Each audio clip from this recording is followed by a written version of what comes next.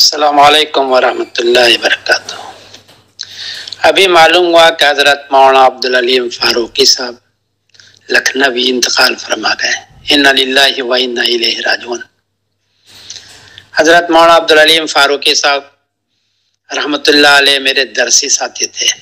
1969 میں ہم دونوں نے بیضاوی شریف مولانا فخر الحسن صاحب رحمۃ اللہ علیہ کے پاس دارالعلوم دیوبند میں پڑھی تھی۔ یہ شروع ہی سے حضرت سیاسی بصیرت رکھتے تھے اور نمایاں تھے ہمارے ساتھیوں میں، اور بہت خلیق آدمی تھے۔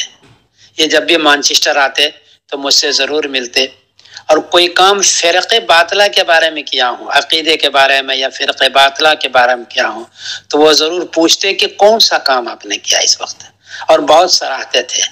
اللہ تعالیٰ ان کی مغفرت فرمائے، ان کو جنت الفردوس عطا فرمائے، عذاب جہنم عذاب قبر سے نجات فرمائے، اور بعد میں رہنے والوں کو صبر جمیل عطا فرمائے۔